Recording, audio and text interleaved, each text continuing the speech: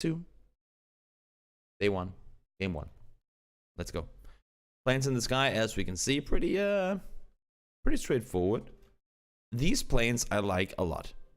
I mean, for very, very specific reasons. Let me just real quick do it like this maybe, and then like that. There you go. For specific reasons. First of all, when you have a diagonal plane up like this, you can pretty much get anywhere. So there you go. First circle pops. Majority of it being north. And if we take a break, I don't know how many of you guys watch along as we talked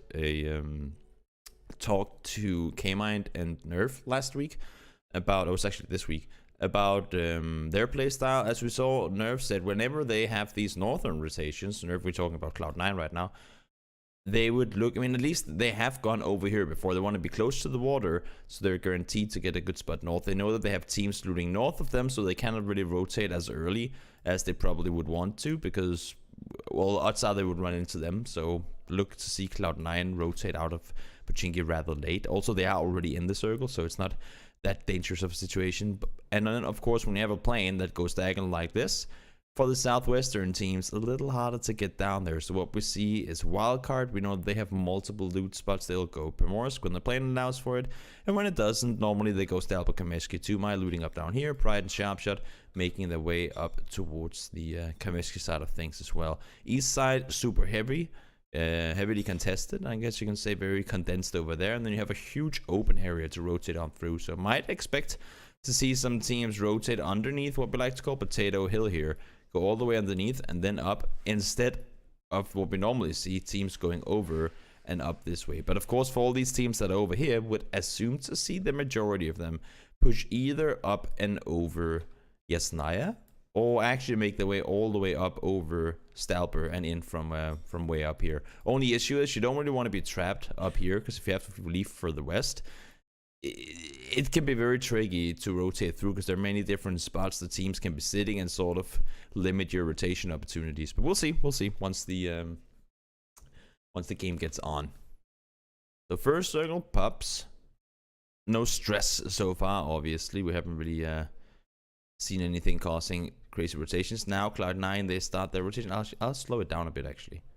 They're gonna go west around. They know that they have both Simplicity looting here and White Temp Fate looting here as well. They'll make it easier for themselves by going up towards the western side. Hetra is already there, not shooting. There you go. Now shots are fired, and looks like actually, is it both Profi and K-Mind that gets knocked? Nope, looks like they all get back up again, make their rotation on over. And as we talked about here, look at the amount of teams coming in from the east.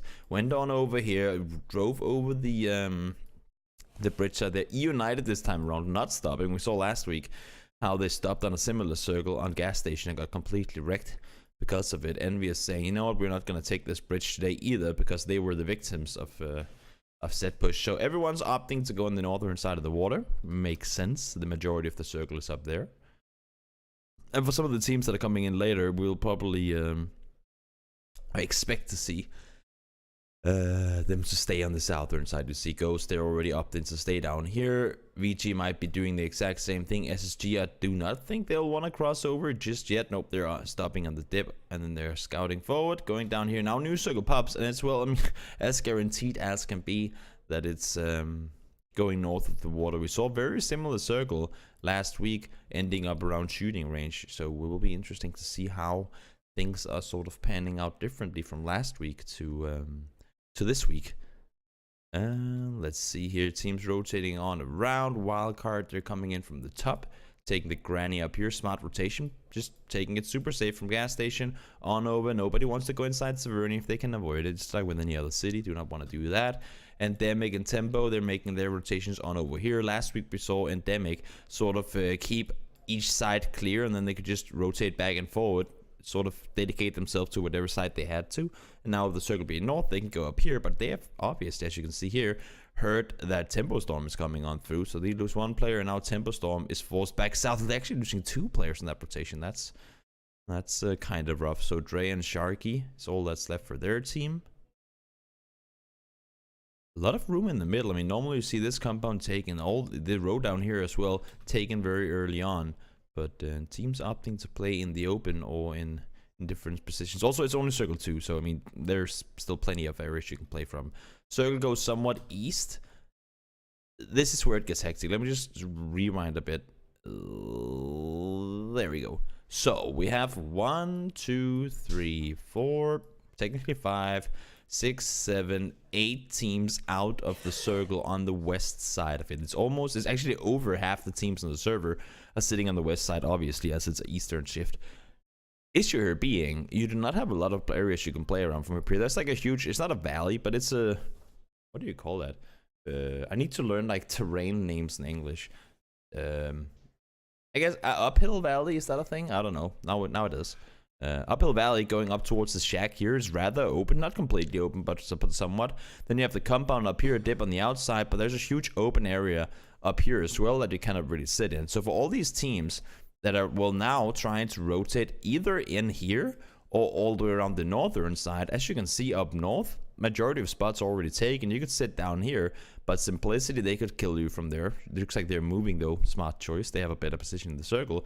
Plane Crash is going to be heavily contested. Same thing going for Envy. They have to go in here somehow, find themselves a spot. They could play on the backside of the ridge down here if they want to commit to the edge, but we'll have to see if they want to go further center or not. And for the teams on the southern side, they can try and crash up on here or here, but there's not going to be a lot for them to take. So this could be one of those chaos circles. In the end, that will alleviate a lot more room for the data circles, but we'll see. We'll see. Ghost trying to go underneath. Rolliker realizing that didn't really work out for him. Goes down. Ghost now opting to stay around. All of a sudden, Cloud9, they push themselves into a fight versus Simplicity. They get one person knocked. It seems like, yep, K-Mind goes down, so they're forced to run off. Tempo Storm full on sending it. I'm not sure. Okay, so there are 2 guys alive, and Sharky is saying, you know what, YOLO, let me just go down to shooting range. And your boy Dre, not really getting that far, I guess. And now Endemic, very late to the circle, trying to push underneath. So as expected, I mean, not a lot of room for these teams to rotate. Envy, they were sitting up here, saw that Simplicity pushed up to Plane Crash. They took their spot. And now we all of a sudden have 4 teams pretty much on top of each other. If this circle goes further east, that 4 teams could become 5, 6, maybe 7 or 8 teams trying to fight their way over there. So that's what we talk about, these bottlenecks. You need to alleviate, you need to avoid the areas of the map where it gets compact like that, because odds are you will not get out of it alive. And if you do get out of it alive, there's still gonna be 4, 5, 6, maybe even 7 teams alive. And you most likely don't have more than 1 or 2 players alive. So your chances of winning that game is going to be tricky. You might have gotten some kills off of it, but it's going to be very difficult to play from. Circles sent us up, kind of, but we still have these 3 teams down here. Surprised that Simplicity is actually not going down to third party, but I guess you can see Cloud9 really keeping a good eye on what's going on from their high ground position. Envy, they want to go further inside shooting range. We still have 3 teams down here as well. Whites and Faint, they're pushing in from the south. Oxy, they have sort of been chilling on the northern side for a while. Now they can go over towards the bunker area. There's a little bit of a shack down here. Yep, they are taking bunker. Wildcard full on crashing into the other bunker on the other side of shooting range. And as we can see, I mean, very compacted areas. Wherever the circle goes now, it's going to be tricky. Because look at this. EU, they have the double houses, which means you cannot push underneath. Guys will spot you there. You cannot push above because, well, Dill or the other guys will spot you. And if you try to go even further north, Oxy will see you, and the entire shooting range area will spot you as well. So they could maybe, if they're very, very sneaky, make their way up here, but they're already fighting down here, so that's time they have to spend on that. Same thing with Simplicity. If they start running underneath, the entirety of shooting range will be able to spot them on the hillside.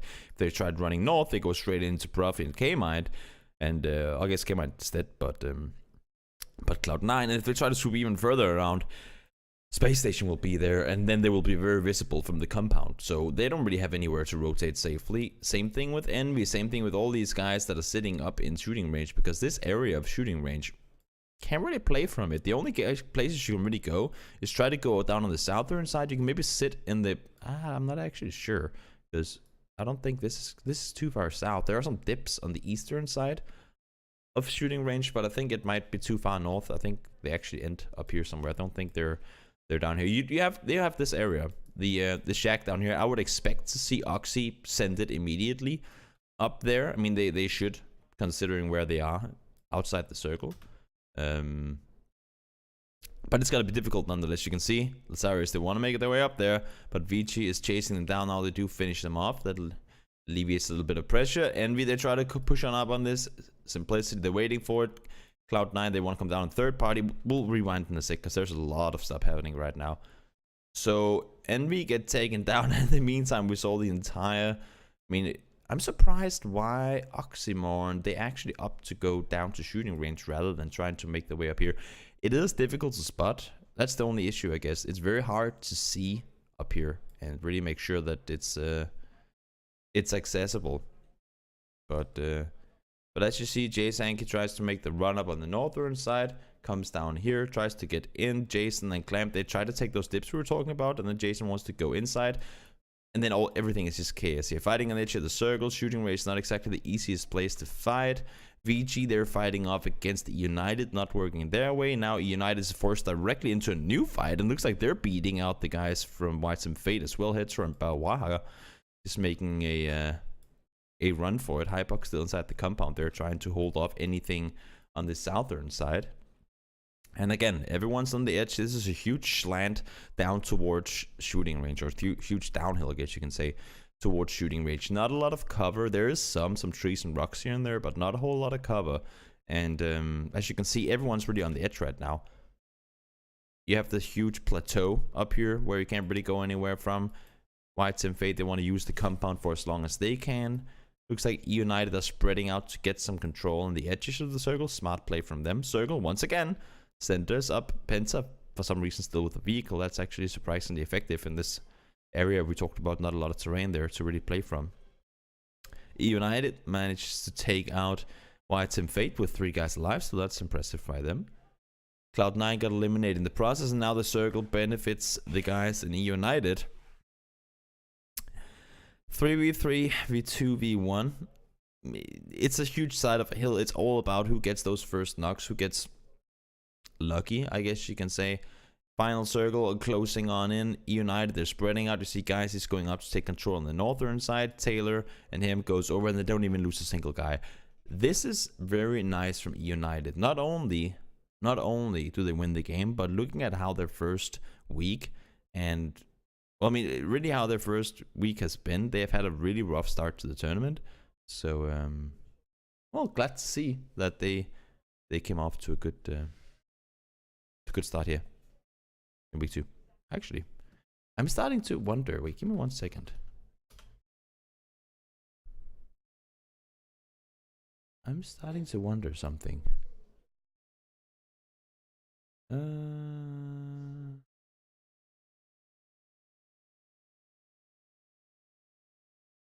No, never mind. Doesn't matter. So, game 1 in the books. United takes the win.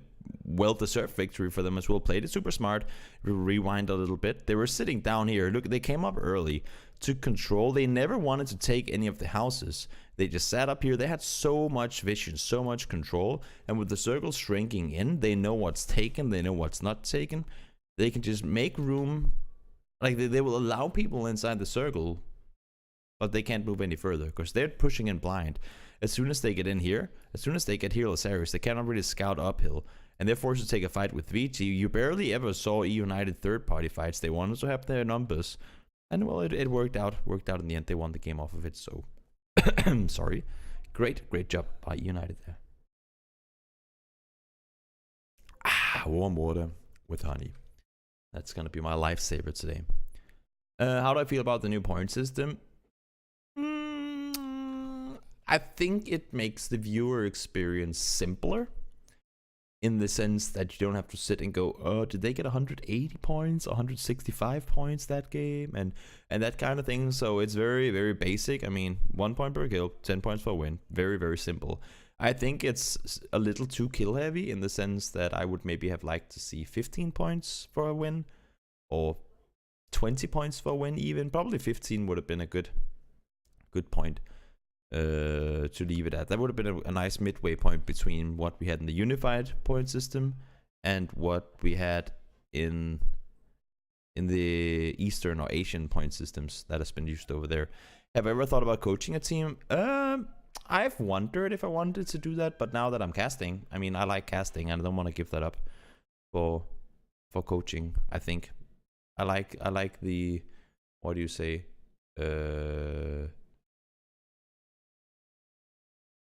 I don't know if it's like called being free, but yeah, but that's the I've talked to some teams about that, about doing the whole analysis for teams and stuff. But for the majority of the teams I've talked to, they're teams that are playing in tournaments that I commentate, and then it feels kind of weird to be a coach or an analyst for a team that I'm also commentating. I don't know. It just seems, maybe it doesn't really matter, but it just seems kind of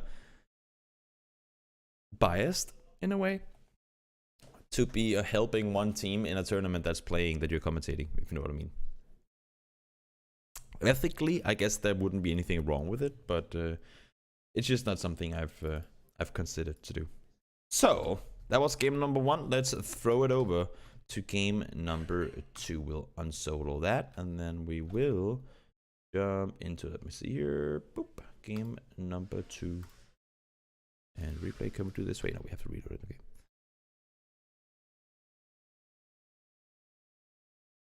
But then, I mean, I don't know. I don't know if I would want to do that. I mean, all my focus on casting and all my knowledge is within the, well, I mean, the top teams in PUBG. So I wouldn't know anything about all the teams they were playing against. That I wouldn't really know, well, anything about anything really. So I don't think I would be the right fit for that. Maybe even. And if I was to cast, or if it was to coach teams that were in lower tiers, then I would have to, I mean, it's very difficult to do prep work on other teams, because maybe the teams you play against haven't played any tournaments before that has been casted, so you can't really see what they're doing. And I don't know, it's just the way that I like to prepare myself for a tournament. I wouldn't be able to do that if it was against lower tier teams. So anyway, game 2 underway.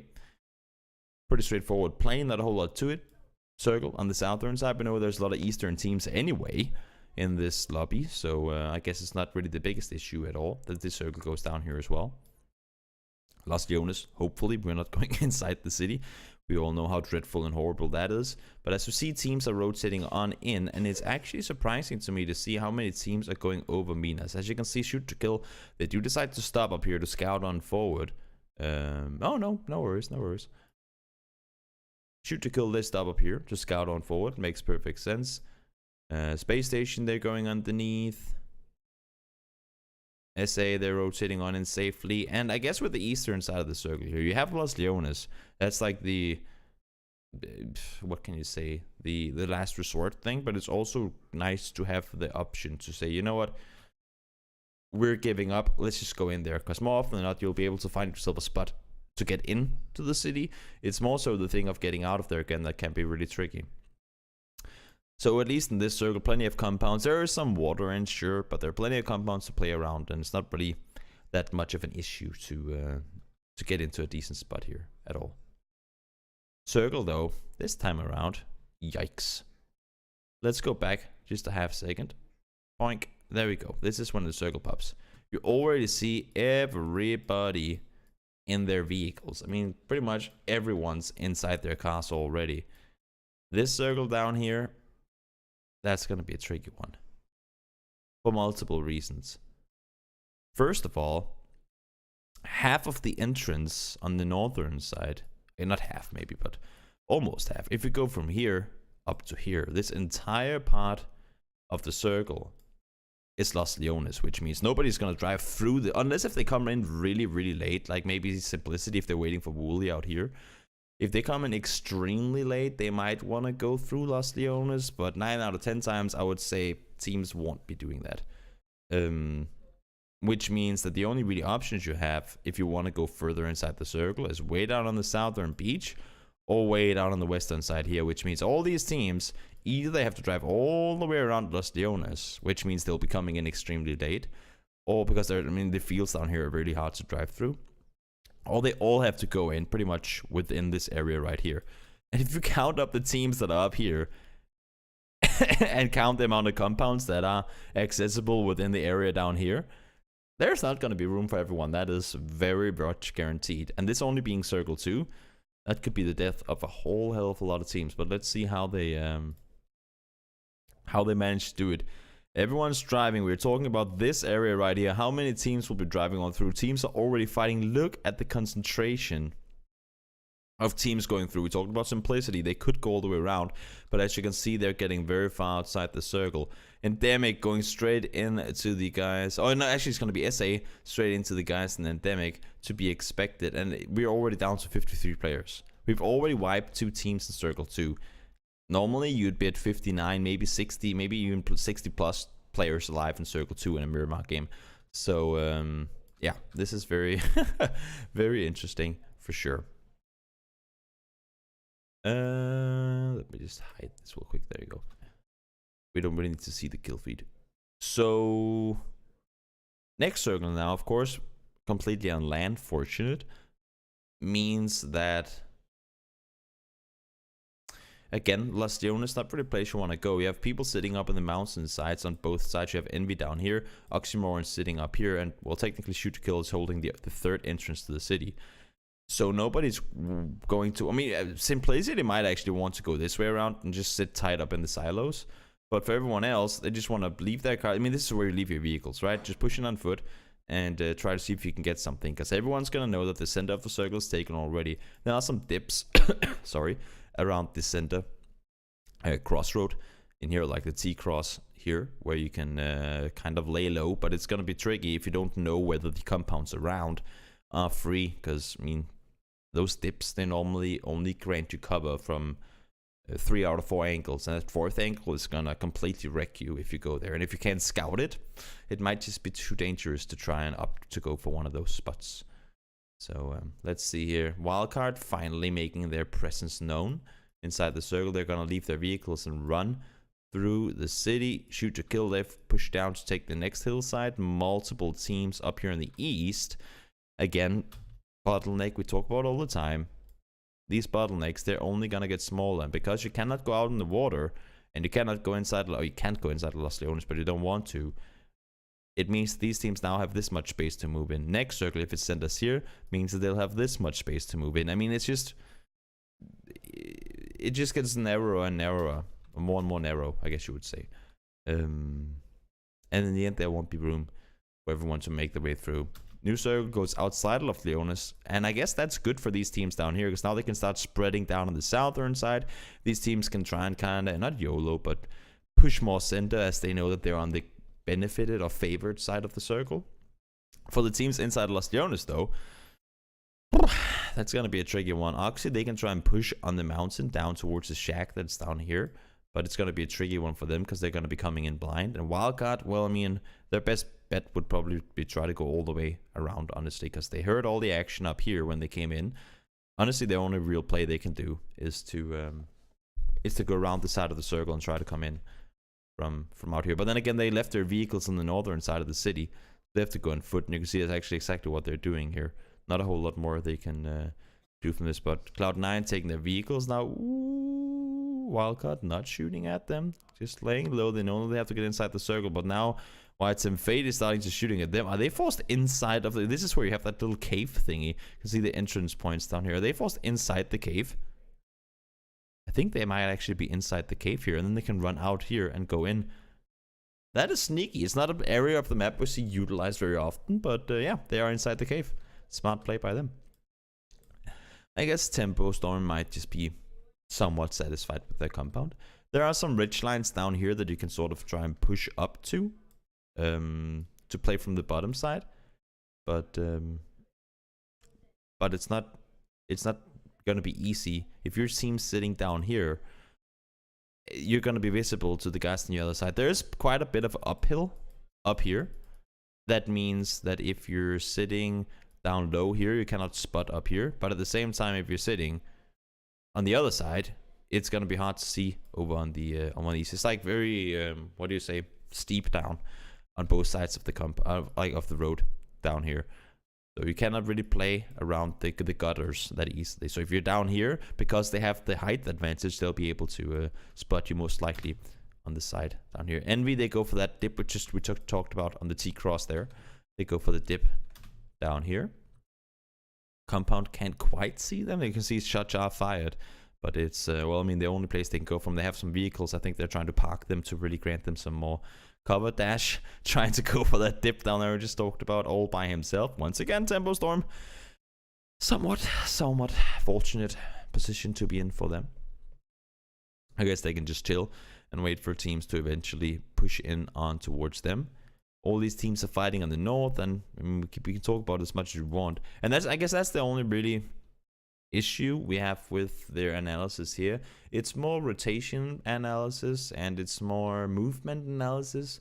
The actual fights themselves, we can't really go that in depth with. That's why, I mean, when we can talk about, oh, this team third party and this team did this and that.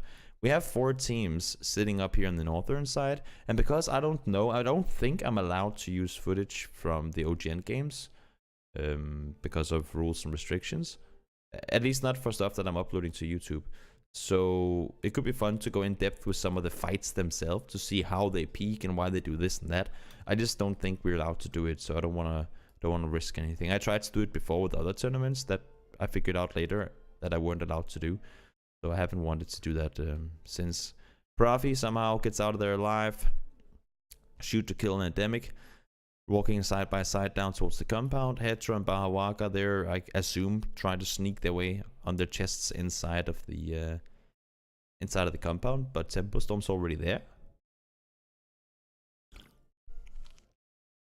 Endemic, they want to cross, obviously. It's going to be hard for them to sit up here on the open on the other side. They will have to push up.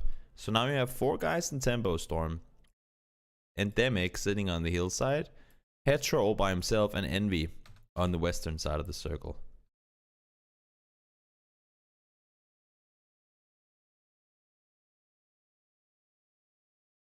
Terragate pushes on in.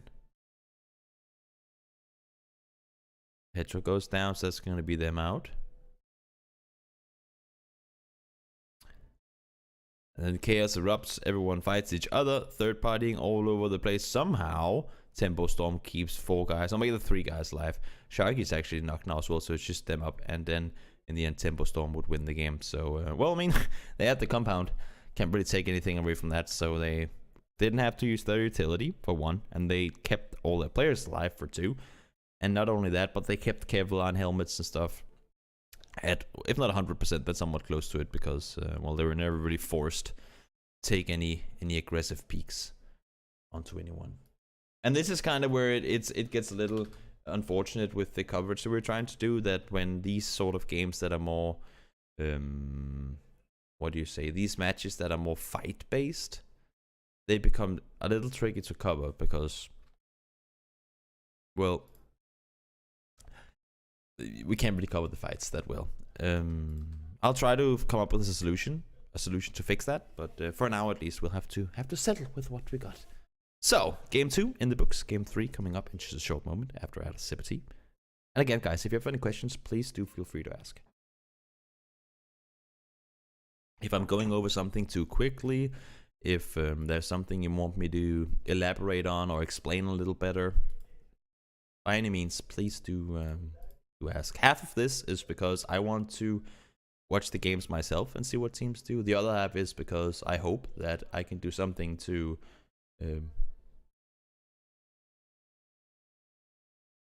I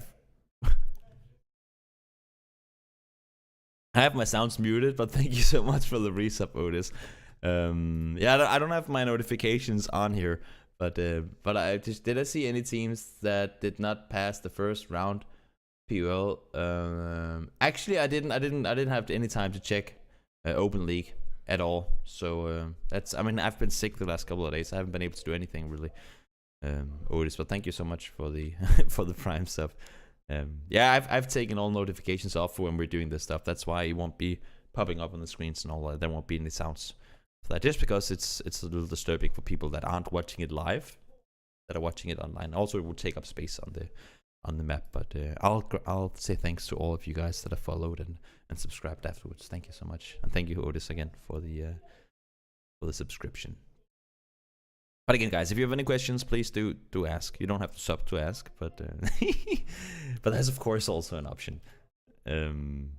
But no, Otis, I haven't watched any of the Open League results at all. Actually, I've just been sick and trying to get my voice back to being good, which it is getting, but it's a longer process than I hoped it was gonna be.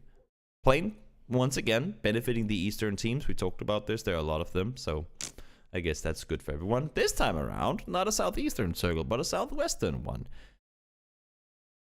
Interesting and horrible at the same time, because there you go, Heinz, with the resub 10 months as well. I probably should mute all of this. Can I just mute it? There we go. I'll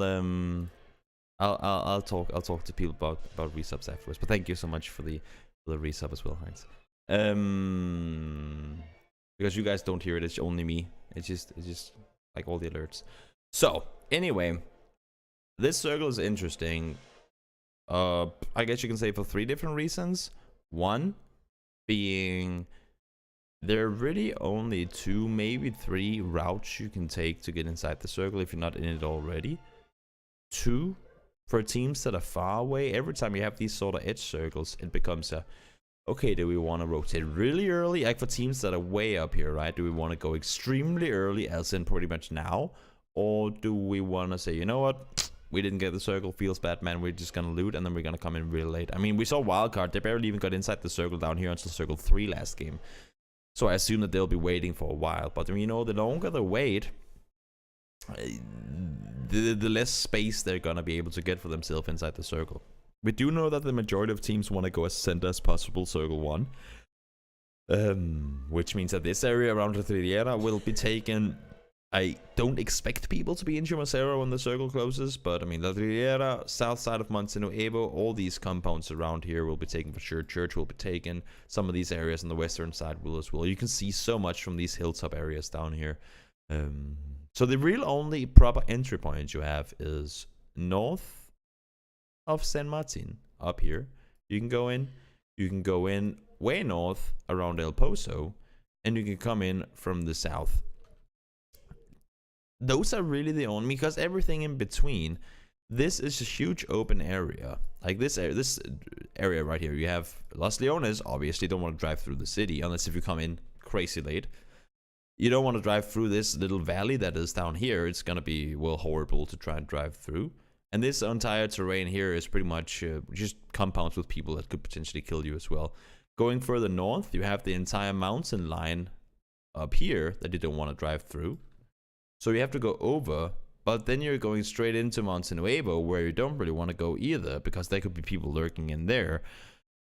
Which really means you can only, not only, but the only real safe place to make is far on the northern side or way down on the southern side. And we'll have to see how teams rotate. Everyone's kind of dependent on when Cloud9 leaves, and Cloud9 is kind of dependent on when Lazarus leaves, because we talked to Nerf and K-Mind about this last week, how they kind of know how Lazarus play, but now you have Endemic in here as well. That could screw up some things. North and Martiv is kind of bad, isn't it? Depending on where you loot. As far as you can north, I guess. St. Martin isn't that bad to loot. There are areas that are better, but no, I think St. Martin is a pretty decent place. You're somewhat center, and oftentimes you'll get the circle. If you don't, you have, I mean, you can go west around, you can go east around. It's not, as long as you know, I mean, as long as you know if there's a Hacienda team for one, and if there is one, then how to rotate around it. If there isn't one, then probably use that either for scouting, or like go up here, scout further forward to check if there's a Minas team, and then you can rotate on through to eastern circles. So I don't think San Martin is that bad of a place to play from, honestly. It's just about figuring out when and when not to rotate out of there. Oh yeah, you never want to drive through. No. You never want to drive through San Martin. So if you want to come in from here, as I said, if you want to come in from this area, you're going to be coming in either from the hills below, or you're going to come in like above. Unless if you're a team in Wildcard that is already driving in the blue, that's like way up here, that's rotating in super late, they don't really have to care, because why would a team be sitting in the blue in San Martin? Wouldn't make any sense at all. So if you're them, sure, you could drive through the city. But for anyone else, no, we don't want to do that. But I'm expecting to see teams go either over El Pozo, at least over, like there's a little flat area here that you can rotate in from, or far down on the southern side. These three sort of routes would be the expected ones for people to rotate through. Let's see. Crispy and Company already going to Monte Nuevo. They're gonna split out and get looted. They haven't started looted before right now. Shoot to kill. Way up north, way down south. We got both United. Tempo Storm down here. More people going over the northern side. Everyone's doing exactly as expected. Noble, they're coming in late. Circle's already closing in, so they know, well, I mean, Cloud9 would have left already. Now we can go through the city. They're gonna do that.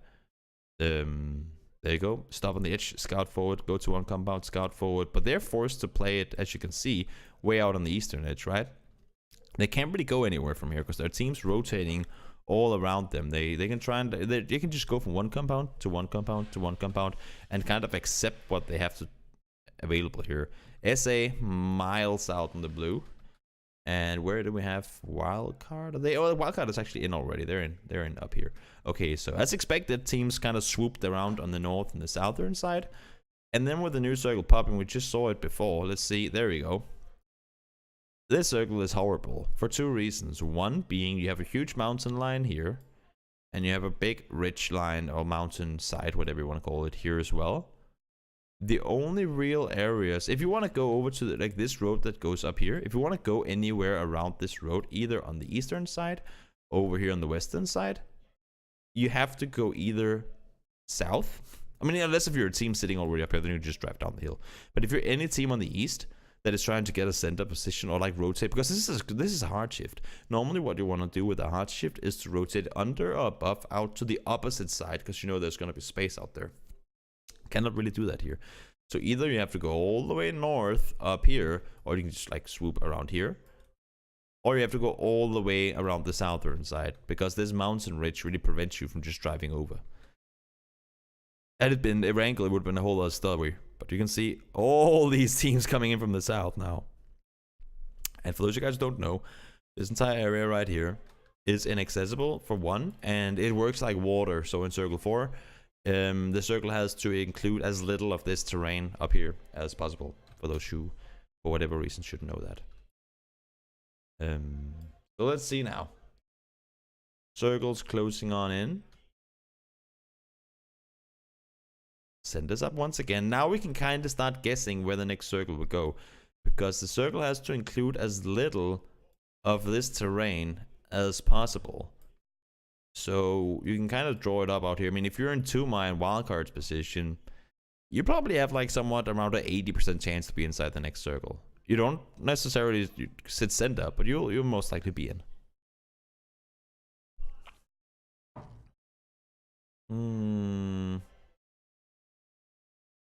48 alive. Yes, it is. I mean, I've never heard any statements on it, but every single time you see Circle 4 when you have land ratio on 1, which is what they play with in in the competitive settings, then it shifts away from it. So yeah, it's not, when we say water, we say land ratio, and I think land ratio in the custom game settings is accessible on foot, and I guess water isn't accessible on foot since you swim, if you know what I mean. And this isn't accessible on foot since, well, you can't get up there. There's literally a wall. And if you try if you ever get a game where you start down by Val del Mar, or if you get a game where you start like way up over here, try and land up here, or try and parachute out and land up on this area here. You can't do it. Like, even if you're high enough up that you could go out there, you just like kind of hit an invisible wall and start going down. You cannot get up there, and that's why I'm 99% sure that the next circle will shift away from this. So Tumai and company would be in a very good spot here. We can see, where does it go? Where does it go? Everyone's trying to get in somewhat center, trying to find a place to call their own new circle. Pups and away from it. Everything here is accessible. And as you can see here, pretty much no matter, I mean, looking at the size of the circle, no matter where you had put this circle, wildcard would be in. They're sitting in a great spot here, right? It cannot go out there. The only issue is that if you have a circle, I mean, this, because the previous circle, that can be as far out as it wants to, right? And that's why sometimes people get confused by that whole circle 4 thing. Because if this circle, instead of sitting here, had been like this, that's a very pretty round circle, I know. Then there are situations, same thing with water circles, where no matter where you place the circle, it will go, I mean, it will include water, no matter what. No matter where you place it, but then it has to include as little water as possible. Issue with that being that the next circle after that one doesn't have that water setting anymore. So, if you have a circle 4 that has to,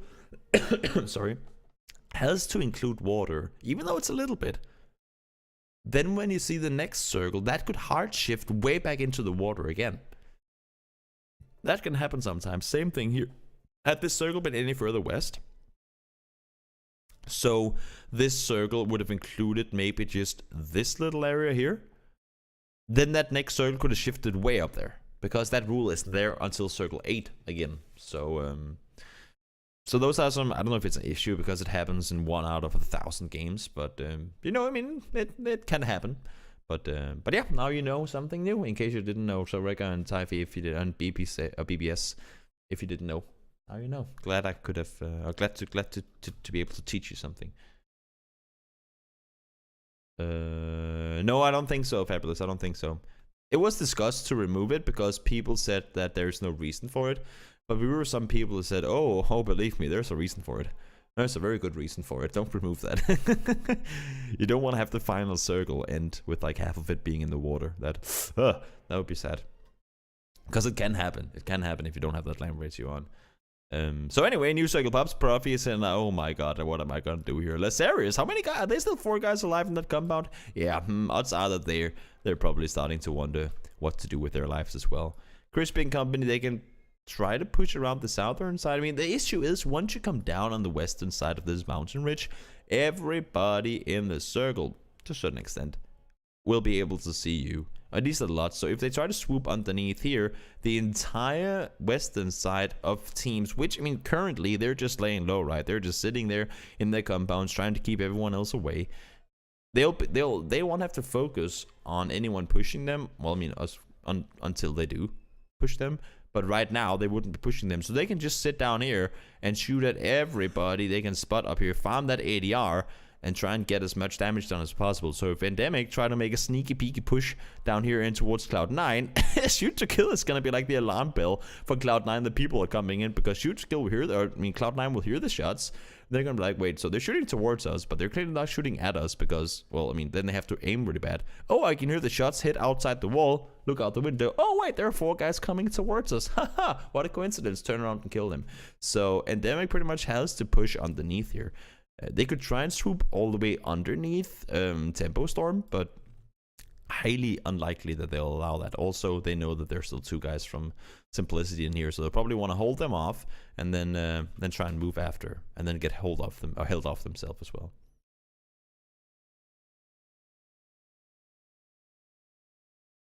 How did Profi just drive through 2.5 teams without even getting shot at once? Cloud9 is down here. Profi is up here. How in the universe? He runs up, drives with Lasarius, so obviously while they're driving they cannot shoot. Then he goes underneath, and oh my god, hero play from Cloud9 here. You see, they knock down 1 guy, all of a sudden they can't focus him. Now Fosu starts shooting, and because Endemic is fighting Simplicity, he just gets a free pass over to his teammates. Wow. That is, I don't know if it's lucky or just extremely well coordinated, but very, very great play from Cloud9 there. That is as well timed as it could possibly be. You saw he didn't go inside his vehicle up here before he saw that Lasarius was starting to drive. And then you just have the other guys from Cloud9. Not only did they get the knock, but they also got the finish off on one. So as they jumped out of the vehicles trying to, oh, this is an easy kill on a guy in a vehicle. Guess not, man. You have the other guys from Cloud9 waiting for you. So, well, one hell of a play from them, that's for sure.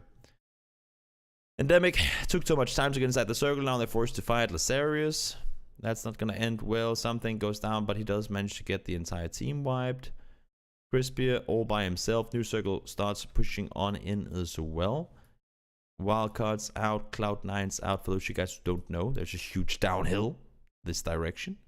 And, well, I mean, VG, they have two options here. Either they're going to look uphill, try and see if they can get some damage done to people running down, or they're going to look across the road to try and see if they can get any people taken down that are trying to make their rotations over to their side of the road. Of course, now it's not guaranteed which side of the road the game is going to end on, but you go with the percentage, right? You do the math, and you say, if there's a, well, 70% chance this next circle sits somewhere on the eastern side, then we're going to opt to play around there. Go south, VG, chilling in the compound. They don't have to stress about going anywhere. I would assume that Ghost wants to push down here. They've probably scouted it. And how many teams? Oh, we have 2 teams inside this compound up here. 3 houses, I believe, and a shed. So not really where you want to have full 4-man fight happening. United trying to pull up on. Oh wow, wow. Okay, so not only, I don't know if VG weren't prepared for this, but not only do they push up 3v3, but they also only lose 1 guy in the whole process of things.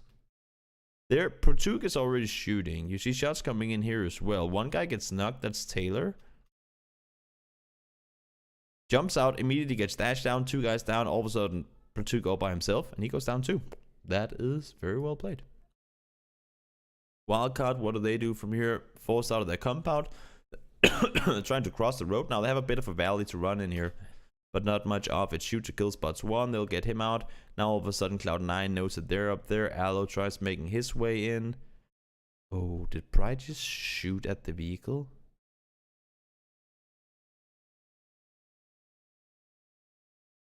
Oh no, that's Uncivil. Okay, Uncivil shoots, but Uncivil kind of fucks over Pride and Tumai, because the reason, I mean, now the shots were fired from over there, because all they saw was a vehicle come in here, right? But now Cloud9, they can just sit on the edge and start holding off all these guys coming in. Now you'd assume to see them spread. Yep, exactly. They'll spread down on the southern side, try to do some damage. Fortunate, I guess you can say, for Wildcard. Tempo Storm is still up here. They can do some damage. Head truck goes down. 2-man Pride on their feet still. Gets finished off on 1 guy. Actually gets to finish off on 2. So K-Mine's the solo player.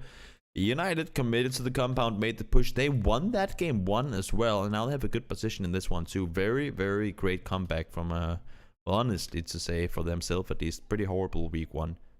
So great for them that they get something going in their favor. They get taken down. United down to just guys remaining. Compound once again favored. Tempo Storm as well. I mean, Tempo Storm have played so incredibly well in the beginning of NPL, so really great to see them continuing to do so. Sometimes people are like, oh, is that just a week 1 kind of thing where they do well? Well, I guess not, because this sure as hell has been one hell of a performance by them. There you go. Ghost actually wins the game. Impressive. Ghost had a pretty slumper week 1 as well, so impressive to see that they end up taking the win. Smart push they did from the southern side. They waited. They never committed to the full push down to the compound before they saw that United pushed across, because United was really their only fear, that they could contest them, not in taking the spot, but hurting them while running down. So whenever they drove across, Drassel and McCoy said, yup, that's our cue to go. And then they just played it up from there on the southern side. Super smart play from Ghost there winning the game. So that was day number 1.